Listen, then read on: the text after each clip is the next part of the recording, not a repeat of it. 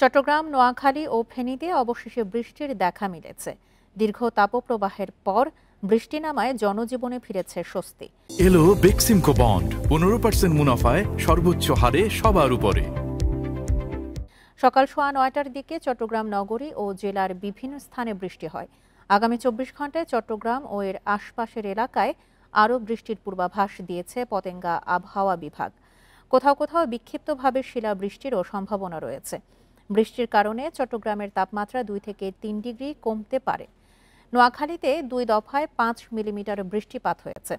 এদিকে ফেনীতেও সকালে গুঁড়ি গুঁড়ি বৃষ্টি হয়, তবে অল্প সময়ের বৃষ্টিতে সাধারণ মানুষ স্বস্তি প্রকাশ করলেও খুব একটা কমেনি তাপমাত্রা।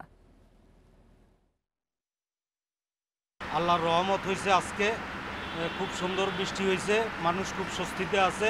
গরমের জন্য অনেক খারাপ লাগছিল, এখন আজকে বৃষ্টি দেখে সবাই অনেক খুশি হয়েছে।